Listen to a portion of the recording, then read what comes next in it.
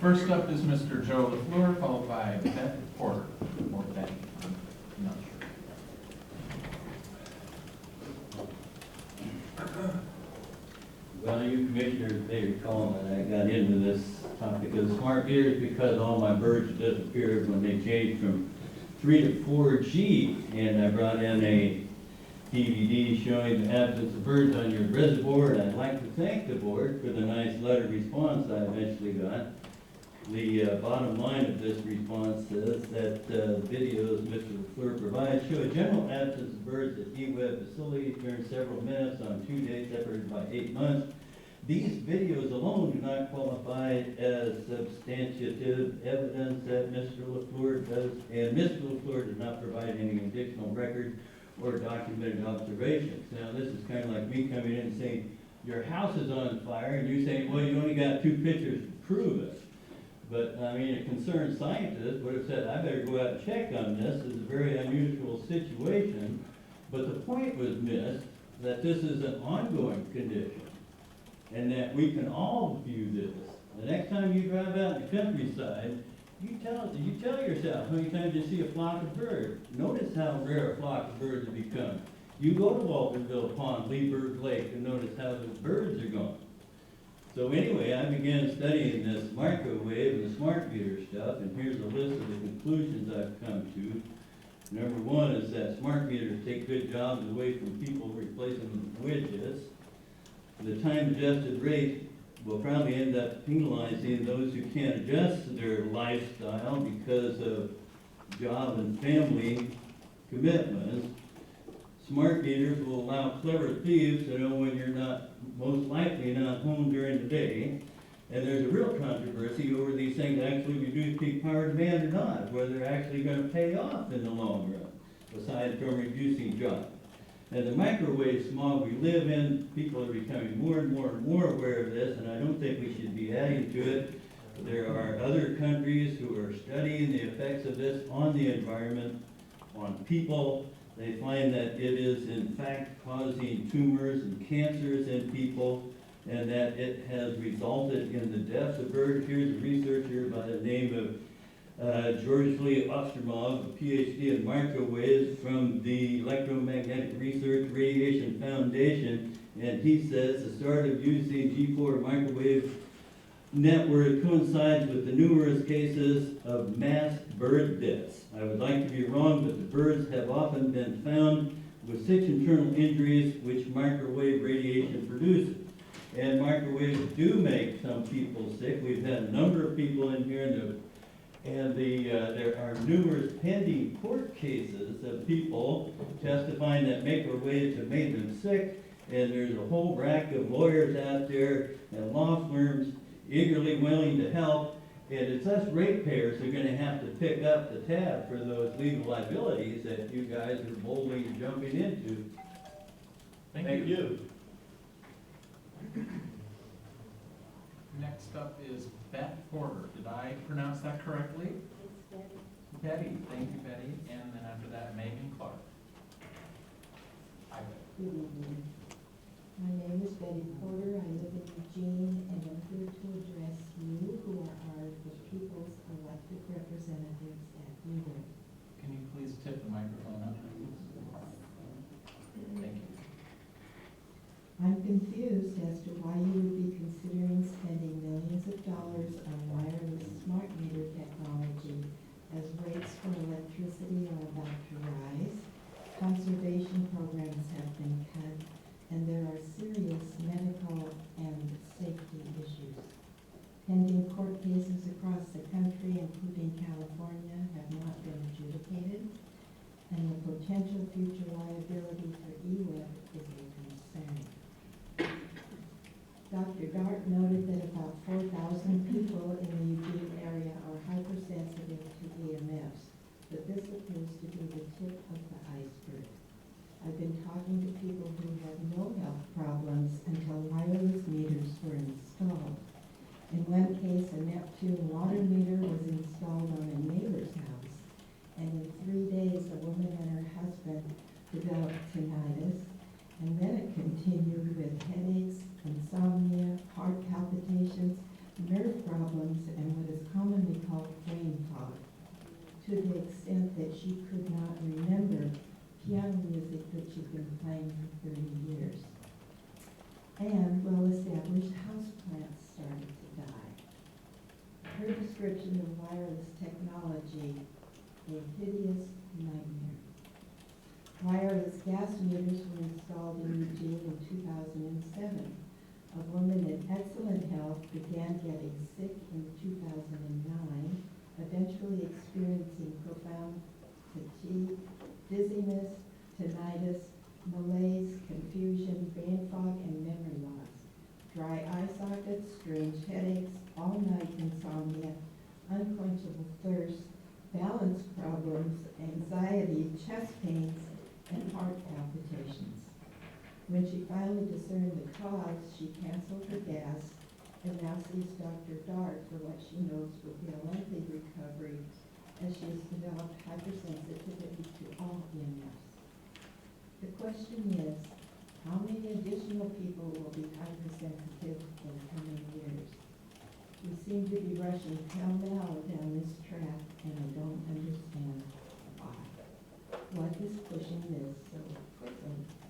Why can we not take the time to ponder and investigate more deeply? Thank you. Thank you, Ms. Porter. Next is Megan Clark, followed by Jack Dresser.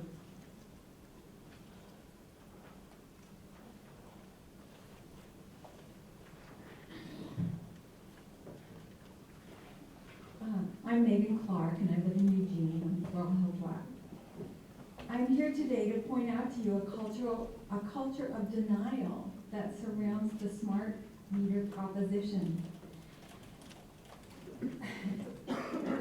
In the report that was published about Dr. Paul Dart's presentation on July 23rd, reporter Josephine Willington of the Register Guard doesn't once mention the word cancer. I myself saw Dr. Dart present graph after graph showing a correlation between cancer and the kind of radio frequency that smart meters would emit. The board only questioned that the studies were done in Europe. Did you think that would negate the studies? I have been a breast cancer survivor for the past 10 years. I'm glad to have made it. I was able to survive in part because I embraced lifestyle changes that reduced the insults to my immune system. I stopped using carcinogens in hair dye, makeup, food, etc. I adopted many other healthy practices.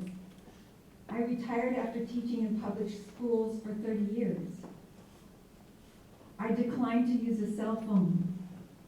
These are choices that I have control over. However, if my community uses smart meters with frequent chatter, then I will have no control over that particular insult to my immune system, and it leaves me vulnerable to getting cancer again, even if I opt out of the program. I'm not the only vulnerable one. We're all vulnerable. There is no level of acceptable risk here. I ask you to wait until you are sure that you have a truly safe meter to buy and that you aren't just kidding yourselves. Dr. Dart said that data collection every 2 weeks during the daytime would be the way to go if you went ahead with your proposal to adopt smart meters. Would you agree to that condition, or would you succumb to pressure to mine from data more frequently? How can we, the public, trust that you would adopt this way of doing things without changing it over time? What are your plans to safeguard your constituents now that you have been informed? If you cannot find a meter that doesn't barrage the public with radio frequency emissions, then I ask you to drop this project. After all, a critical risk factor in our health and well-being is in your hands. Thank you. Thank you, Megan. Next up, Mr. Jack Dresser, followed by Bill Evans. This has been in the record. You do? Thank you. All right, well, this is kind of a follow-up to what was just said. I want to address the issue of legal liability. The costs of litigation, settlements, judgments, and potential lawsuits that would ultimately be borne by EWEB owner ratepayers. RF radiation has been linked to DNA breakage and compromised immune system ability to repair such damage, resulting in its classification by the World Health Organization as, quote, a possible human carcinogen. An Austrian scientist working for the Austrian Workers' Compensation Board found that cell phone exposure indeed does produce broken DNA, thereby resulting in increased cancer risk. And this has opened the door to personal injury claims throughout the entire country. In France, the Versailles Court of Appeals, after reviewing scientific publications, decided that the doubts regarding the safety of RF radiation were both, quote, serious and reasonable. The World Health Organization's recommendation to follow the quote, the precautionary principle to avoid, quote, a potentially serious risk without awaiting the results of scientific research would most certainly be invoked in personal injury lawsuits. Cell phone studies are increasingly linking cell phone use to gliomas, the most common and deadliest form of brain cancer. An Italian executive won a major award for a glioma brain tumor, which tend to occur more often in the side of the head where a patient typically holds the phone. A prominent American personal injury law firm is now inviting glioma patients, quote, to find out how we can help you. Damages can be quite large, especially in class action lawsuits. 4 Israeli plaintiffs have filed a 3.68 billion shekel class action lawsuit against 4 Israeli cell phone companies. Cancers are a long-term risk. Insurance companies do not trust industry-supported research and fear, quote, billions in insurance costs in the 2020 to 2030 decade. As a result, insurance companies are increasingly unwilling to insure cell phone companies, 60% of them in one report I read. But smart meters pose near-term risks as well. Unlike analog meters, these electrical devices are vulnerable to power surges and then sometimes bursts of fire. One Houston law firm already specializes in smart meter-related fires. So, while smart meters become the next personal injury goldmine, the cell phones establishing legal precedents for electromagnetic radiation damage, the parade to court over smart meters has already begun. Okay. Statewide class action lawsuits in California against smart meter manufacturers and the utility companies Southern California Edison and Pacific Gas and Electric have already been filed. Another one just recently in British Columbia has been filed just last week. Thank you, Bill. Okay. And moreover, just one more thought. Board members can be held liable personally on the basis of breach of care and breach of loyalty. Thank you. Next up, Ms. Cindy Allen, followed by Ms. Ruth Denley. You skipped, I believe you called this gentleman's name after Bill, after Jack. Don't you have Bill? What is your question? I think you skipped someone. You skipped someone. Did I skip Bill Evans? Yeah. My apologies. I was. Bill Evans is next, then Cindy. Sorry, Cindy. That's okay, I don't have much to say. I don't want it. Good evening. This whole issue feels like an invasion to me. I have a house, and it feels like I am called to defend it. I have to think about who lives in the house. Can I feel safe in the house if it has a smart meter? Can I invite someone into my house if it has a smart meter? How do I explain it to the cat of the place? He's used to nice, long, quiet naps. This is very dangerous technology, and I'm a little surprised that this whole issue is being dealt with as a technical upgrade, a technology upgrade of a system of metering. It's way more important than that. It's a health issue for the public, and it's a privacy issue for the whole public. And if we're not having a whole public discussion on this, but just a little caucus of people around EWEB and their meetings, that seems misplaced. Please consider that this is a much more important issue than facilitating meter reading. It also opens the gates to another whole technology, which is smart appliances, talking to smart meters, this whole conversation at digital levels in a household, making the whole life transparent and bombarded. Why do we want to go there? I was quite disappointed in the last meeting on this subject at EWEB. We had a nice presentation plan, I heard, by Dr. Colgart, and all of a sudden this other fellow was brought in with pretty fine-looking credentials to probably give an alternative perspective. And all he could basically say was, don't worry about it. Well, there are many, many studies that show that this is worth being concerned about. 30 seconds. So it seems like what we're trying to do is usher in a whole new technology, complete with missionaries. This fellow, Valberg, is pretty well known for hiring out to help promote industrial projects. He's testified against or for fracking. He's testified for several tobacco companies. I'm a little disappointed that EWEB would ask him to come and represent him, to represent you. And I'd be curious to know who invited him. Thank you. Thank you. Next is Cindy Allen, followed by Ruth Denman.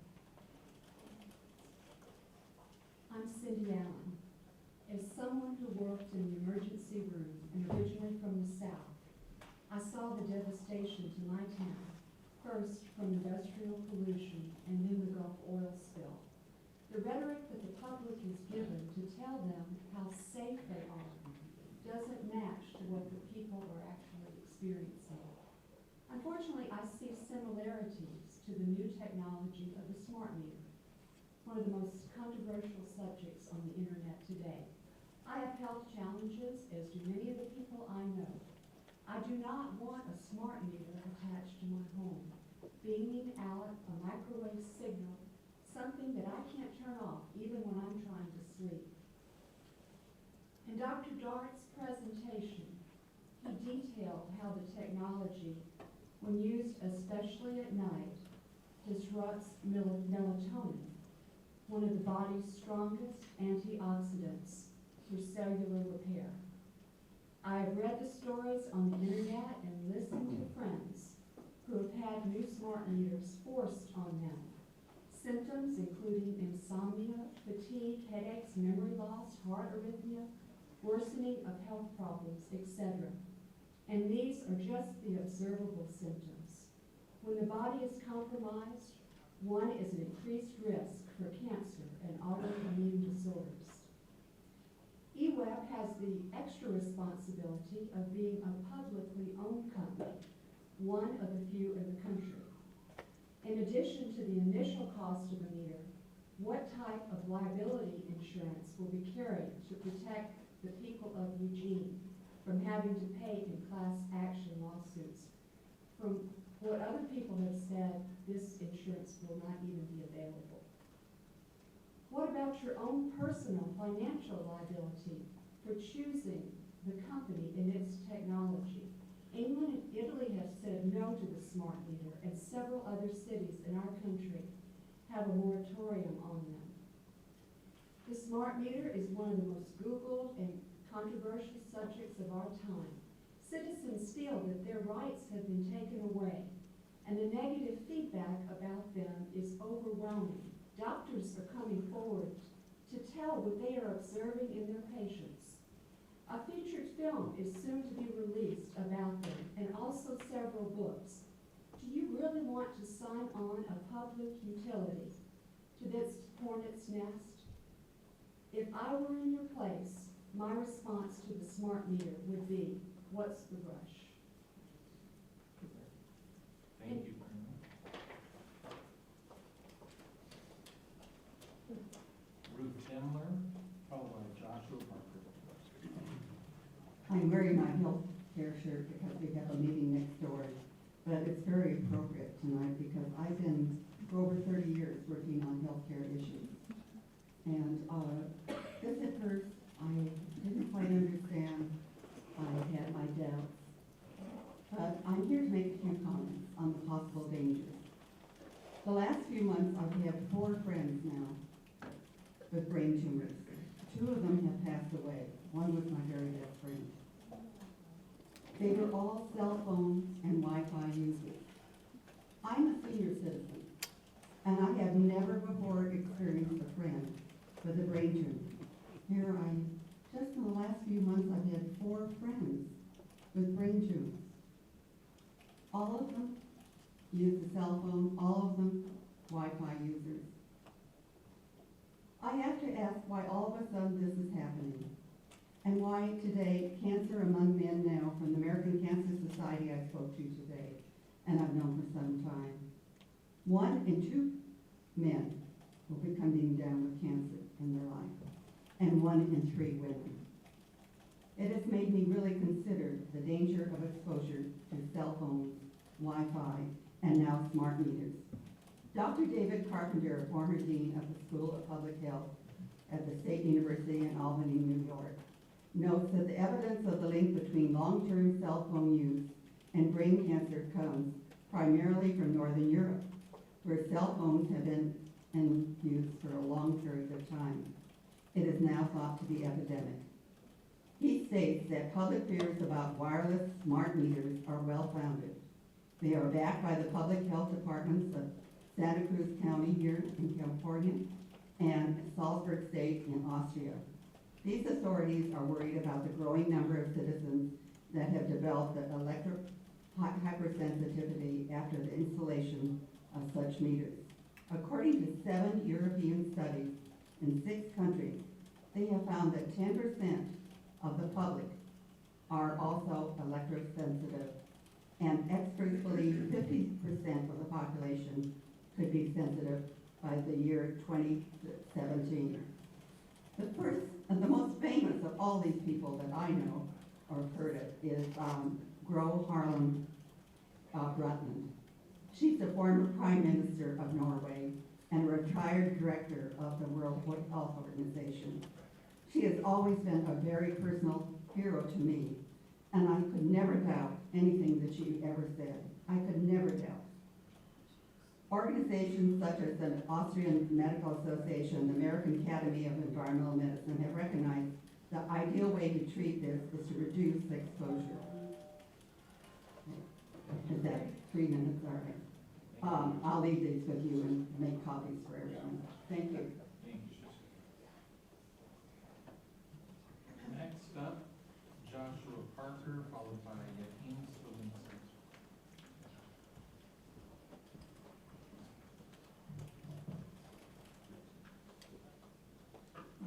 My name is Joshua Parker, and normally I would talk about the health effects. It's an area I've studied a lot, but since other people have covered that area thoroughly, I want to talk about another phenomena that most of you might not have been familiar with. It's called molecular earthquakes. Microwave radiation and non-ionizing radiation from cell phones, cell towers, and all the wireless technology, Wi-Fi technologies, is creating a blanket of microwave radiation, also sometimes called electrosmog. And there's a new phenomenon that's being noticed in industry, which is a rapid breakdown of physical materials.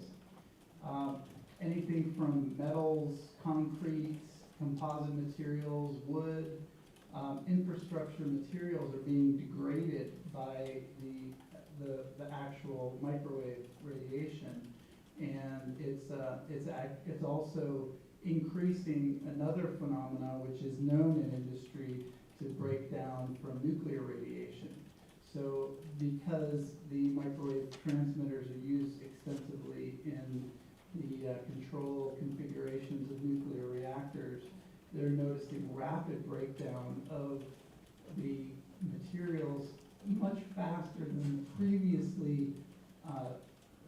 previously normal breakdowns, which were faster anyway for in these nuclear reactors. And it's also happening without nuclear reactors. So we're talking rapid breakdown of pipes, of building materials, bridges, and engineers are noticing the leaking gas pipes. And so this phenomena is called molecular earthquakes, are often referred to. So this is causing millions and into the billions of dollars of infrastructure damage, and it's something that shouldn't be taken lightly. And in the future, or even in the present, it's going to influence the way the microwave transmitters like cell towers are structured and the way they're implemented on certain infrastructure so that the infrastructure doesn't break down quicker. And because smart meters the idea is to install them on all of your customers' homes and businesses, the potential liability is huge for the breakdown of those customers, your customers' homes and businesses. So it's a serious implication, and another reason to reconsider implementing smart meter and smart grid technology. Thank you, John. Mr. Eugene Slawinski, followed by Matt Nelson. Hello, everybody. Thanks for doing this today. I spent the better part of the last several days writing and rewriting this presentation, trying to cram what I thought was enough information into 3 minutes until last night. And I saw a video that I'm going to hold this sign up for a moment later on before we can all have your pencils ready to view this. I can't emphasize enough how important this video is. It's not just another video. So there are communities all across the U.S. that have stopped smart meter installation, are having them removed, or have successfully enacted a moratorium. In California alone, more than 50 communities have already blocked smart meters, and entire nations across the planet have either banned the installation of smart meters or placed a lengthy moratorium, including the UK. Why have they done this? It's because of the evidence brought forth from more than 2,000 independent worldwide research studies that show irrefutable cause for alarm and a precautionary approach. And it is because of this and other issues, including the blatant disregard of our constitutional rights, that we must have either a permanent suspension of this project or the enactment of a 5-year moratorium to address the latency period of biological harm and economic impact. Please note that the current emission standards were established 13 years ago by a private organization that will not reveal its funding sources. So back to this video, the most revealing aspect that makes this video unique is that the reports viewed from the studies done are by the military, by the CIA, by the EPA, and multiple industry sources that themselves. And you know what? They all reach the same conclusion that you'll see when you watch this video. Do you have the URL for that? So, yes, I'm going to hold that up. So, how have these communities and nations succeeded in halting the smart metering? It's simple and it's easy. it's public awareness, which is just beginning to grow here in EWEB. We believe that watching this video will open our eyes to understanding what's at stake regarding our health, our finances, and our privacy.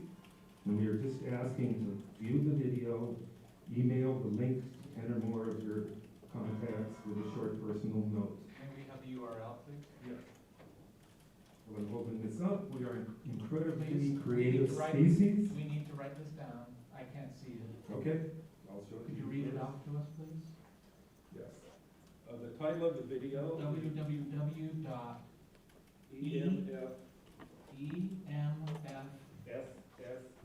samsametward.com. SSE.com. And right on the front homepage, you'll see the link to smart meters. Thank you.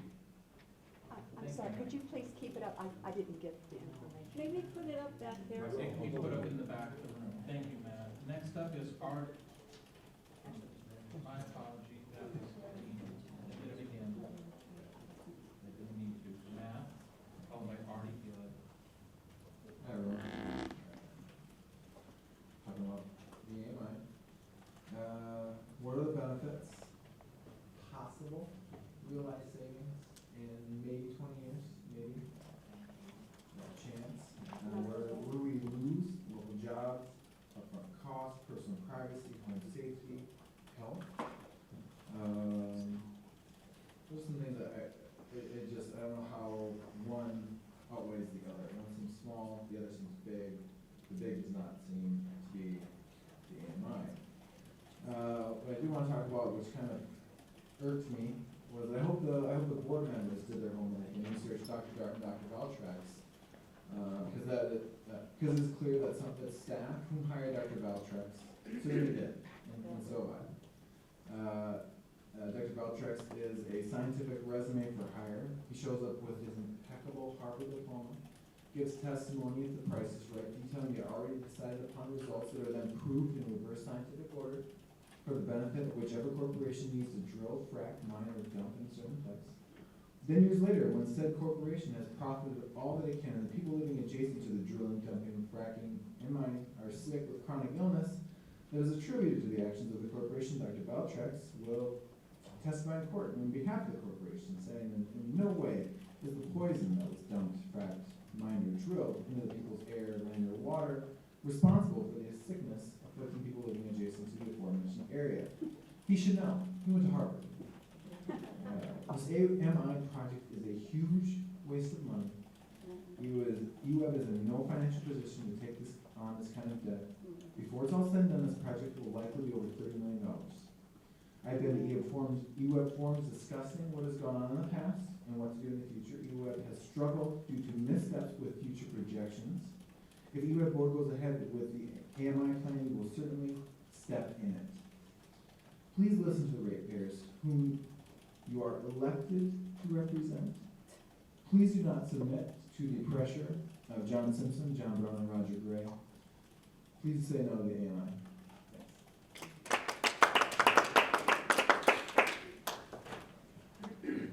Next up to testify, Mr. Arnold Gillett, followed by Barbara Newton. Marty Gillard, West 27th Avenue. Smart meters operate like a cell phone. They can connect to any type of wireless devices with a built-in Wi-Fi capacity, such as washing machines, computers, ovens, TVs, stereos, gym equipment, medical devices, or any other appliance. Such an interactive system is called home area network. It is conceivable that in the next 5 years, all new appliances could have RF capability. Utilities can sell your home's data to a third party, and any potential hackers can capture the same with a handheld device. From the Electronic Frontier Foundation, given the advances in technology and the increased number of data points, this allows anyone who has access to the energy data to learn more about what activities are going on inside your home. The smart meter is essentially like a telescope into your home. From the Foundation for Economic Education, the national government's criminal investigative agencies can execute their own warrants without court approval, present them to private companies, and demand information about people who are not necessarily suspected of criminal wrongdoing. The warrant-like orders requiring no judge's signature are called national security letters. In the last 9 years, the FBI, Defense Department, and CIA have issued well over 100,000 national security letters. from the Harvard Journal of Law and Technology, a study on privacy in the modern grid. To protect individual privacy and ensure consumer trust during the deployment of smart meter technology, it is vital that an individual's smart meter data be protected from suspicionless access by law enforcement. Despite growing concern about access by law enforcement to other types of sensitive information, however, the prospect of unconstrained law enforcement access to smart meter data has received relatively little attention. The Supreme Court's interpretation of the third-party doctrine, which is long accused of doing great violence to the Fourth Amendment, is utterly inadequate to protect privacy given recent technology innovations. Some have even declared that the Fourth Amendment is already dead. Securing consumer trust during the deployment of smart meter technology, therefore, may require greater assurance than prognostications about a future court's ruling can provide. I would assume that most of EWEB's customers, most of EWEB's employees, and probably the board of directors would not want a smart meter on their house if they knew the government could spy on them and their family. Thank you. Thank you, Artie. Next up is Ms. Barbara Eugene, followed by Robin Bloomgarden.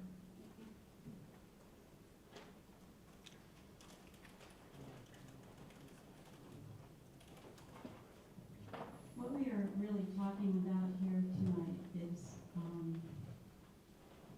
an assault by the growing world of technology on life on Earth, on the four kingdoms, the minerals, the plants, the animals, and human life.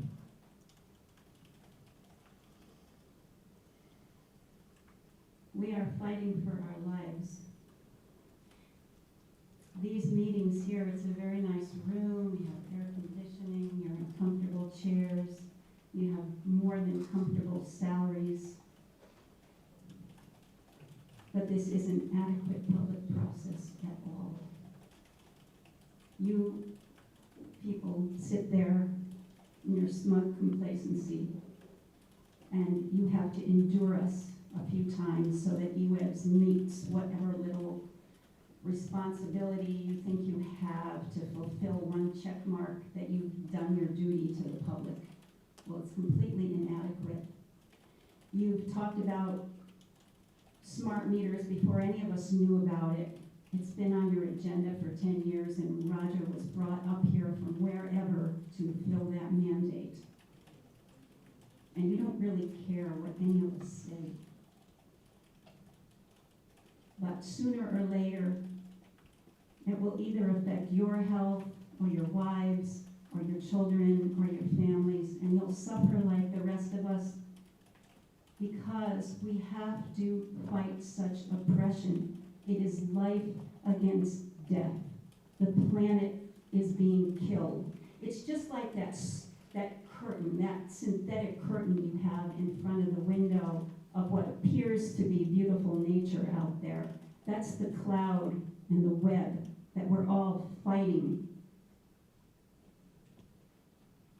And it's slowly going to overcome us. We will fight to our death because we have no other choice. Thank you, Barbara. Next up is Robin Bloomgarden, followed by Stephen Vick. So I'm going to speak about cybersecurity. It's a little different than the fellow before Barbara. An October 2010 Scientific American article described the smart grid as a dangerously dumb idea, since connecting what are now isolated systems to the internet will make it possible to gain access to remote sites through the use of modems, wireless networks, and both public and private networks, providing hackers with a potential source of private information to steal. They continued, smart meters injected with malware could disrupt the entire grid, just as PC botnets now disrupt the internet. The federal government has cataloged tens of thousands of reported vulnerabilities in the grid. Building in robust security greatly increases the cost and will probably never be adequate to keep ahead of inventive hackers. In August 2011, Encircle, the leader in automated security and compliance auditing solutions, reported results of a survey of 544 IT security professionals. Asked, are you concerned about smart grid cybersecurity? 77% said yes. In January 2012, Pike Research described the current state of security for smart grids as near chaos. The attackers clearly have the upper hand, they reported. Many attacks simply cannot be defended. In April 2012, hacking expert David Chalk stated, there is not a power meter or device on the grid that is protected from hacking, if not already infected with some sort of Trojan horse that can cause the grid to be shut down or completely annihilated. Chalk continued, bring forward a technology and I'll show you it's penetrable, and predicted a 100% certainty of total catastrophic failure of the entire power infrastructure within 3 years. Former CENTCOM commander and CIA director David Petraeus told a meeting of the CIA's venture capital firm that governments will use wireless smart meters to spy on citizens. The recent revelations in Edward Snowden's leaked information on government surveillance has increased our distrust of smart meters as vehicles of government snooping and government control over our communications and power grid. Former CIA Director James Woolsey described it as a really, really stupid grid. In July 2012, the information security firm Secure State released Terminator, an open source framework designed, they say, to give authorized individuals access to manipulate and test the security of smart meters, although they intended to help companies find vulnerabilities and test their products. Terminator can also be used maliciously to modify consumer data, inflicting financial loss on one or multiple victims. Thank you, Robin.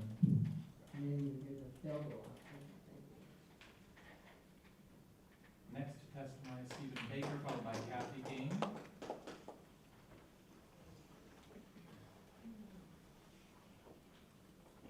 my name is Stephen Baker. I'm 316 15. I worked on this building many years ago. I worked for the Department of Energy for many years, and in 2000 I took a job with Microsoft. A little more casual because I didn't really prepare. We can't hear you. Sorry. I'm a little more casual because I didn't really prepare an official presentation. I just wanted to make a couple of points that I think are worth mentioning. I'm a technical person. I work for Microsoft. I actually work on wireless technology, so I'm very familiar with it technically. I participated with Dr. Darden and the medical professionals in the research study that you recently presented. I was the technical person in that regard. And what I'm really concerned about is for the board here to be prudent from a financial standpoint. The one thing that we know from our experience with technology is that the cost for these smart meters, like other similar small electronics, will drop over time. So I don't really see any advantage of locking into a contract now when it's very likely that the costs for the electronic components that go into the meter will drop over time. And there likely will be some more competition using the same technology, sensors or whatever. You also need to have reasonable projections of opt-out. I printed a very lousy photograph here, but I passed it to the board to take a look. But it's a multifamily building, typical that you find in a neighborhood I live in, West University. You find a bank of 21 meters. On the other side of that wall is an apartment. In fact, on the other side of that wall, I believe, is a bedroom. So, you know, we're talking about, these meters are tested in general for safety, 1 meter at a time, not as a bank. And you have to consider that. So you have to have opt-out policies that are reasonable, and you can't really charge someone for an opt-out policy when you have that sort of situation. From a technical concern, the census meters, their brochures talk about 2,000 milliwatts, 2 watt transmitters for the household meter. In reality, when I looked on looked and found the FCC IDs, the actual output of the 2 meters I found were the Icon 1 and Icon 2. They are like 1,100 to 1,200 milliwatts. But I want to put this in perspective. 40 seconds. Okay. 200 milliwatts were the Ulster meters. And a typical Wi-Fi on a laptop is 66 milliwatts. So there's a large difference in overall output of the new meters that are being proposed. Even though it's not a mesh network, the power is a lot higher. Thank you very much. Thank you, Stephen. Next is Captain Eugene, followed by E, but I can't see your last name. Go ahead, Captain.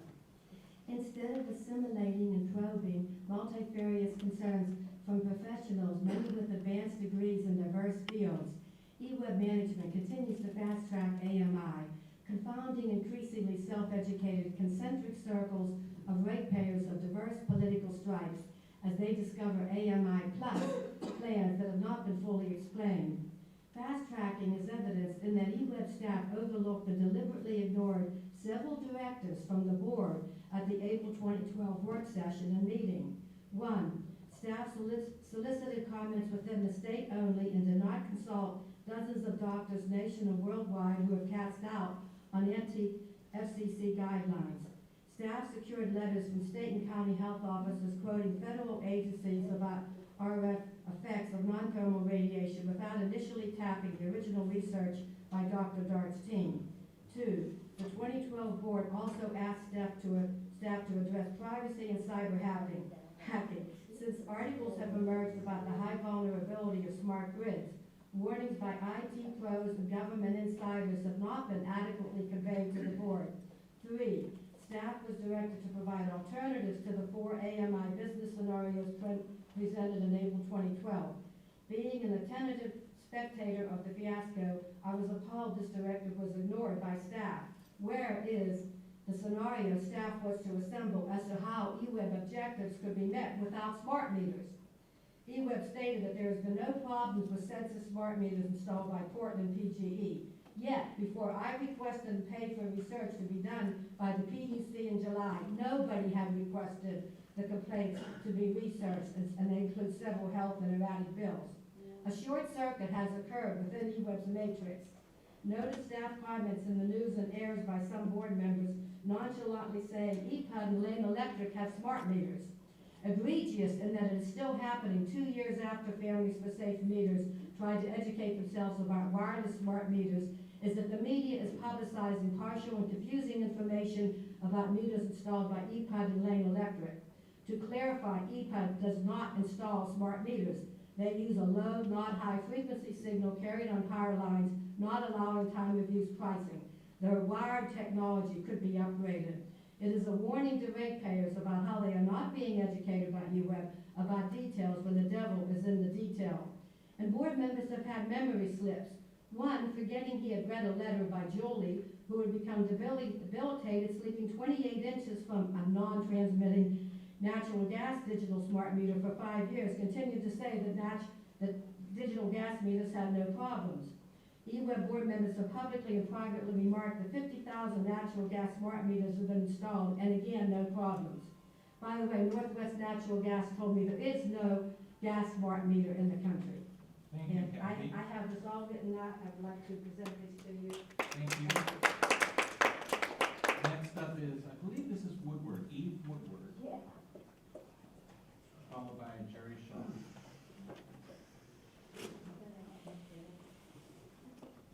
If anyone else wishes to sign up, we have sign-up sheets available.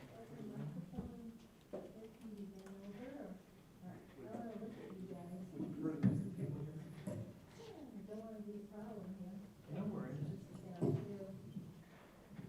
Hi, thank you for being here today and listening. I'm not ready for my time slot yet. My name is Eve Woodward Shaw, and this is my husband Jerry Shaw.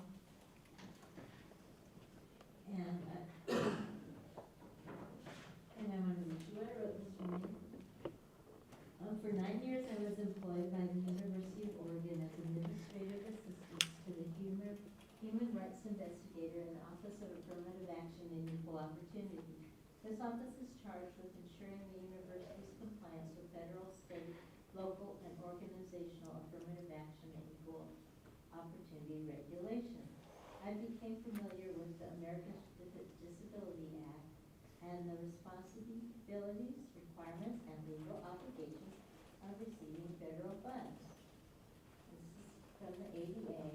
As of Title III of the ADA, the federal regulations implementing Title II unambiguously forbid the use of surcharges on people with disabilities to cover the cost of providing accommodations, stating the opt-out fee for customers who simply prefer an analog meter in this group.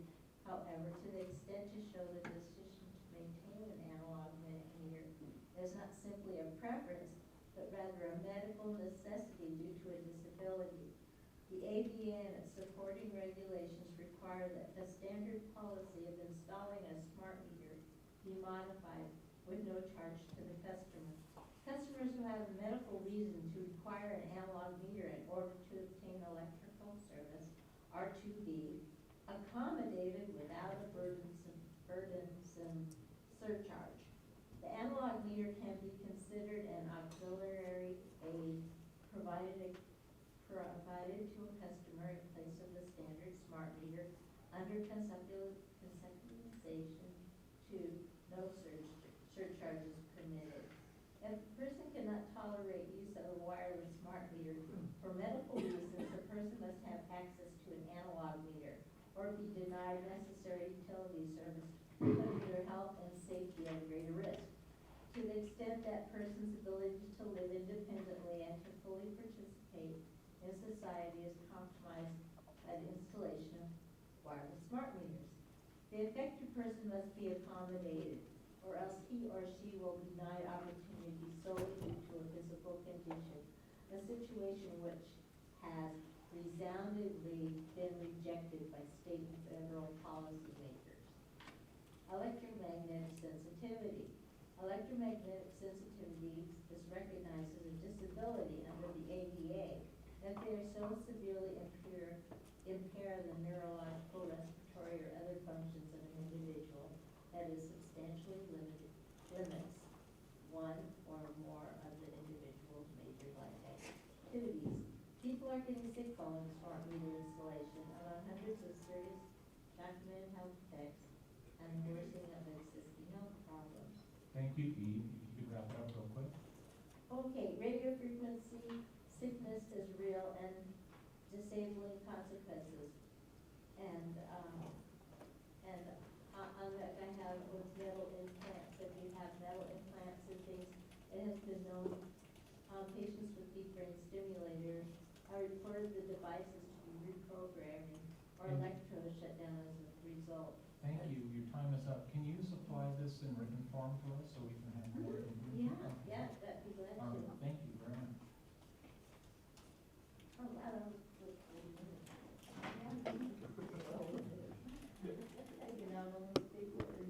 Okay, this is Mr. Admin here. Mr. Jerry Shaw, followed by Daniel Arden. Jerry? Hi, I'm Jerry. And I'm talking about a lot, spending $20 million, $27 million for smart meters. But we have an inadequate backup for our drinking water. I think it would be a whole lot better if we spent that $27 million on drinking water.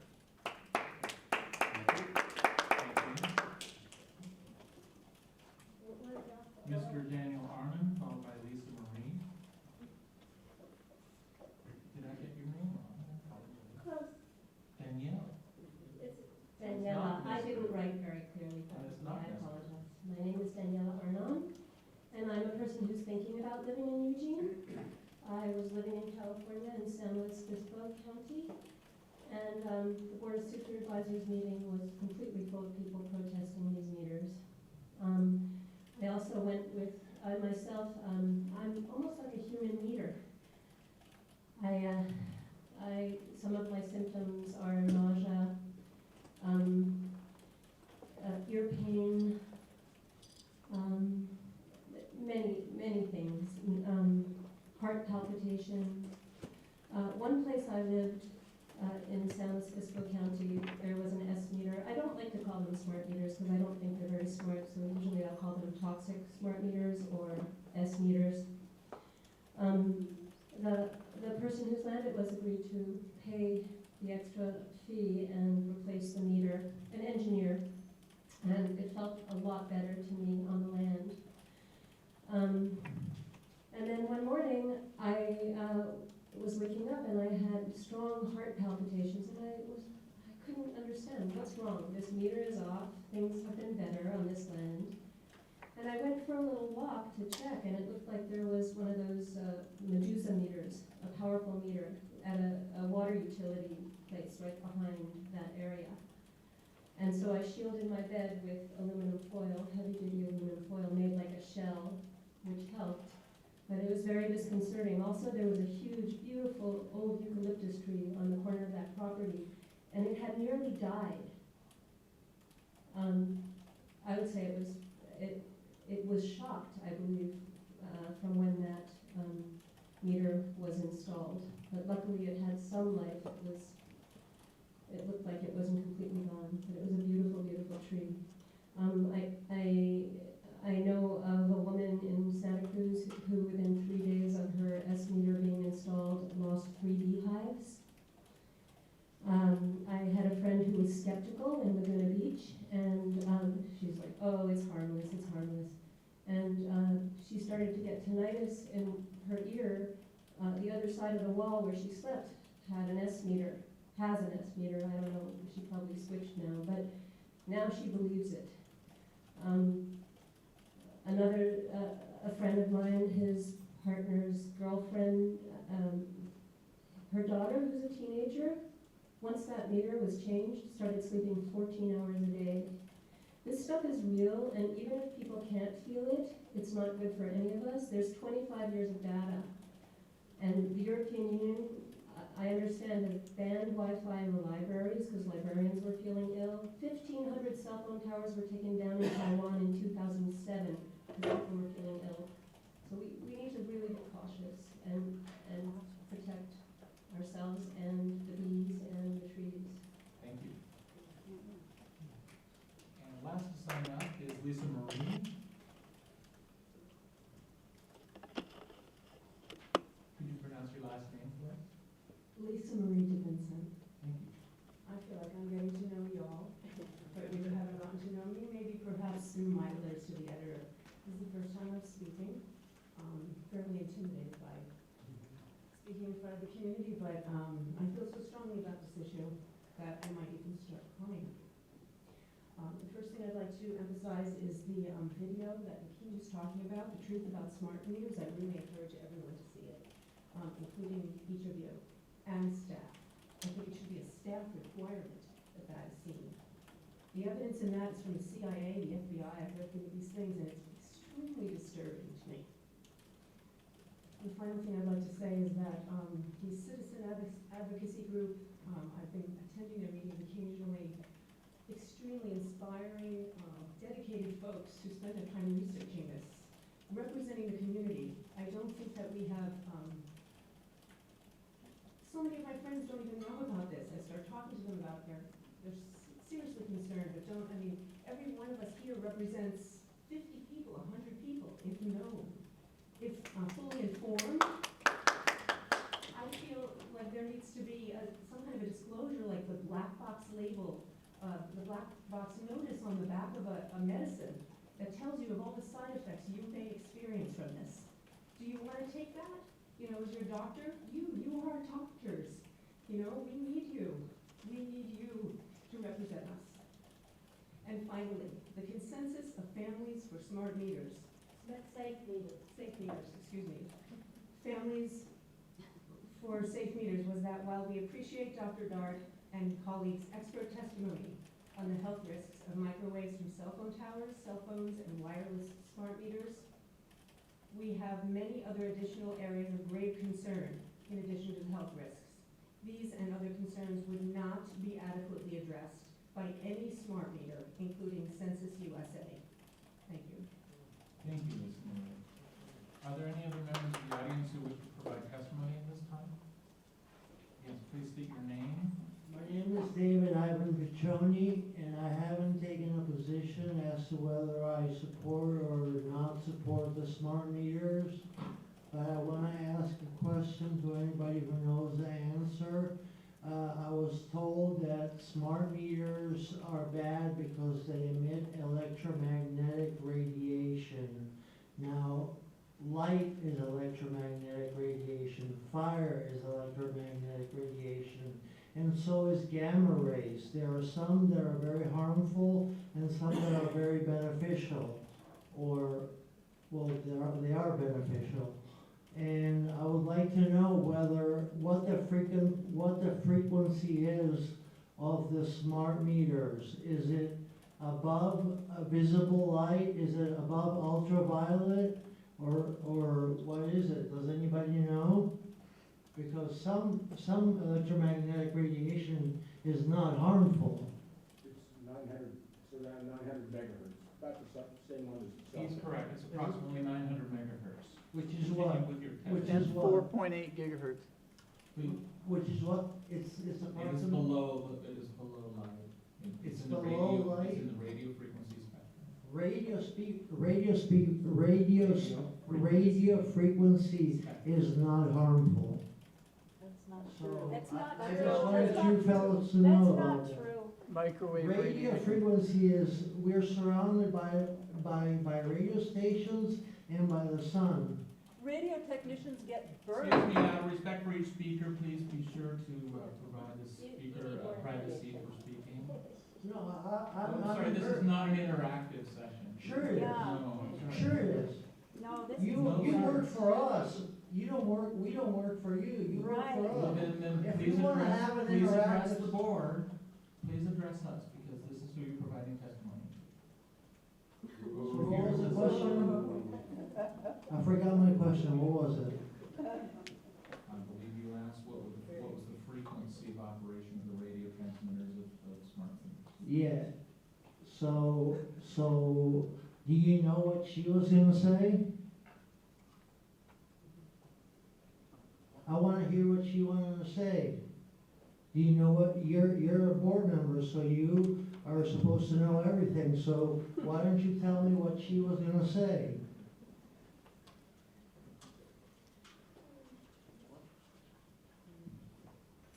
Are there any other members who wish to speak at this time?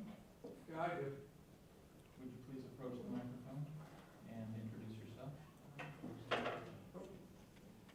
My name's Dallas Graham. I live over on Prairie Street Ridge, Colby Court. I don't know about all the technical stuff, radio frequencies, all that stuff, but if you take that $30 million, put it out in the bank and put somewhere you can get 5% interest, you could probably pay for every one of those meter readers and still have your $30 million. Really? You guys got any idea how money works? Anyway, thank you very much. Thank you. One more member, yes? Please introduce yourself. My name is Carrie Kruska. I live in Eugene. And I've heard about all what could be in the future.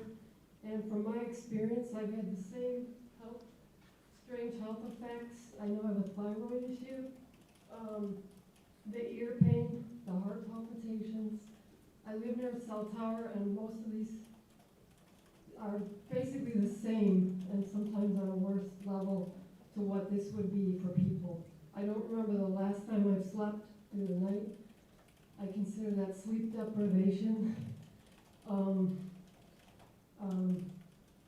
And basically my life has been put on hold. I've had to sleep at other people's houses in a tent behind their yard, in their yard, I mean.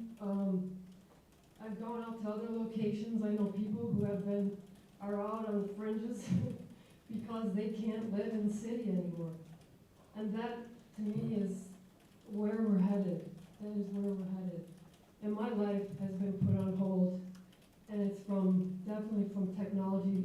I was leaving my home in the middle of the night from headaches. I would get in my car and leave. And to me, that's a big indication of something gone awry on many levels. The smart meters that are about to be installed, I'm already, where do I go at this point? Where am I gonna go live? And the cell towers that aren't being regulated according to other places in the world. The frequencies are higher than other countries, you know, and where do I go now? I have no place to go. Thank you. Are there any other members of the audience who would provide testimony at this time? Seeing none, public testimony period. Here's someone. Can I add one comment? Please approach this podium and speak into the microphone. You did already testify. I did. Mhm. Please make it quick. I have recently learned that radio frequencies are a finite resource like everything else on the planet, and that it's actually a pretty dumb idea to use a portion of those radio frequencies to connect them to a building immobily when they're better served as mobile technology. Thank you. Yeah, you can do it from where you're standing, and we can all hear you. Folks, here's what I was trying to show you. Please make a note of where to see this video. Commissioners, I copied down this information. We can get it. EMFSSE.com, and it's called. Okay, thank you. Public Shouldn't be so testimony at afraid this of time is now information. closed. Oh, it's gonna take the rest of this. I'm sorry, public testimony is closed. At this time, we're gonna give commissioners an opportunity to comment if they choose. I'll start with Steve.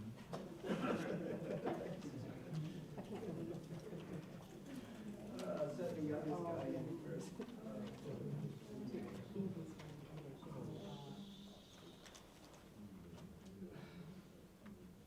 I'm not prepared to say anything, specific. I listened intently and genuinely to all that was said, and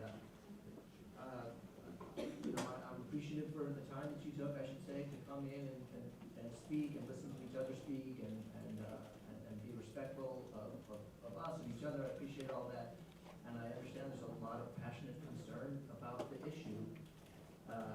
One of the things that strikes me is that we have a community trust issue, right? It used to be that we would generally, we meaning the community, people in general, would trust the various institutions that were around us to provide guidance, and institutions funded by the government, by industry, community health organizations, all kinds of things, and that's broken down. This was clear, at least within this group, it's broken down much more. It makes it really difficult to figure out what to rely on. Science, I like to think of as a guiding light, but the lack of trust we have for science is making it really difficult. So it's causing me to think about the issue, I'll say, in a very different sense, that the standards that I would have preferred to apply to the decision might not be appropriate for this community. Mr. Dick Robinson?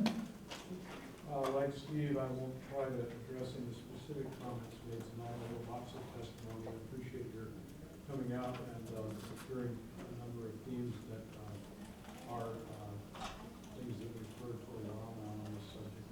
I guess I would just note that there are some of the items that came up in testimony tonight around which I have some questions about, so I'd like to be able to forward those on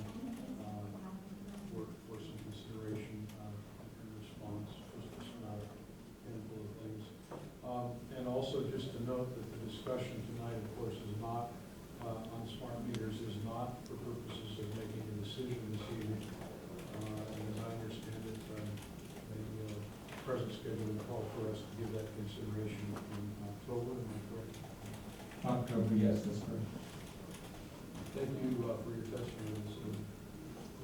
I too like to echo the sentiments of the two previous board members' comments. I won't be specific, but I will say that we're all learning as well, and we've taken the pulse of the community by doing this, and we're not fast tracking it, we're doing it slowly, we're listening. But I do know that, just listening about the technology and which technologies are maybe perceived as being worse than others, and hearing about cell towers and knowing that our community site cell towers all over. And they just recently put one right next to an apartment complex. All the testimony was they're not harmful, but I know for a fact that when we have a plan commission member in the audience meeting that when they site a tower, they do it just with the land use issue, and they don't talk about the ability of the owner of the tower to put 4 or 5 repeaters of different companies on that tower. And that's continuing increasing the density and taking that. So I'm learning quite a bit about this, and I appreciate the information and the depth of what we're learning. I learned about the ADA issue this evening and some other things. So thank you very much for giving us good factual information. I wish to echo my colleagues' opinions of expressions of appreciation, and I feel the same way. Whether or not EWEB makes the decision to go forward with smart meters, a smart meter has a variety of concerns. There have been concerns about quality, about jumping into declining price technology, concerns about health effects relative to radio transmissions, concerns about cybersecurity, concerns about snooping or prying into people's private lives, concerns about being able to folks don't want to be penalized for opting out. Folks don't want to opting out of a single meter in a bank of meters isn't going to do anyone any good. There's a laundry list of negatives. There's also a laundry list of positives, and do they outweigh? How do they balance? Is the job of this board to make an assessment. We depend upon experts, we depend upon your testimony, we depend upon groups that we speak to, we gather information, we connect with people throughout our daily lives as part of our jobs as commissioners. The landscape for electricity is changing very rapidly, and the ability for utilities across the globe to deliver electricity using outdated analog meters is quickly coming to a close. We could theoretically continue to deliver electricity using analog meters. However, you would pay more for that electricity than you would normally need to pay. I will promise you, meters of this nature are designed to save money in the long term. It's not happening. An expenditure of $23 million or $27 million, yes, that sounds like a big chunk of change. But when you pull in the discounted price of money, you look at it over a 20-year view, this promises to pay back. That means lower rates for our community. That's more money in your hands. But that's predicated on the decision that it's a yes, that we go forward with it. I was just listing some of the positives, and there's many more. My decision whether to go for or against smart meters, I'm pretty much in favor of them, but I have not made up my mind. I keep my ear to the ground. Many folks tonight provided very, very compelling stories, personal and anecdotal, and stories about friends that ring very profoundly. And I know you believe them, and I know that people are experiencing trouble. When they remove the source of the problem, many troubles go away. One woman talked about shielding. That's a great example of someone who's taken ownership of their own environment and tried to do something to mitigate the issue. But you couldn't expect everyone in a smart meter community to do that. There are many aspects of smart meters. One of them is radios. Whether EWEB does smart meters or not, you gotta wake up and smell the roses. There's gonna be radios everywhere, and radio usage is increasing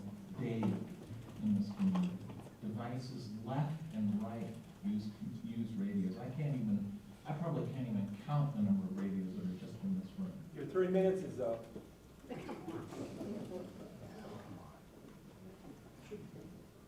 you like me to stop? I would. Okay, thank you. I'd like to hear him finish. Well, I'm going to continue. There are radios, our society has had radios about us for nearly a century. And are those radios causing us problems? Hey, are there more cancer rates now than there used to be? Yes, we know But that. how do we know that's not the white bread? They're How do we know that's not McDonald's? How do we know that's not the carcinogens coming out of the tailpipes in the cars that drive by? These are serious issues that our society has to grapple with. There are risks at every turn. There are risks when I decide to get up and walk to my car. There's risks when I drive my car. There's risks when I drive my bike. There's risks when I use my Wi-Fi. And I, as a human, balance those risks. What's okay is when I have the freedom to make those balances. What's not okay is when those balances are imposed upon me. But again, I'm a member of society, and we have to, there's many things in society that we have to just live with. For example, red lights. We have to stop at them, otherwise we die at intersections. It's just not cool. So there's a lot of things we have to do that we don't really like. James, we've had nearly an hour here of public testimony. Thank you for joining us. It's been a lively opportunity for public input, and our minutes taker has captured all these members of the public who provided testimony. There were 19 members who provided testimony this evening. Every single one was in reference to smart meters. And I'm finished. If you have any desire to address the public at this time, you're more than welcome. Well, the only thing is that I'm glad to see everyone out here. I had a prior commitment. I'm also the neighborhood coordinator for our HOA. And every year I host, with the HOA, we host a National Night Out event over in the Kennewick Park area. So as the coordinator and stuff, at prior commitment, I had to be there in order to make sure that everything was set up and run as smooth as possible. So as soon as I got that done, I was able to get here. I'm sorry I missed some of the testimony, but I will get a chance to catch up when I read the minutes and stuff. So thank you for being here.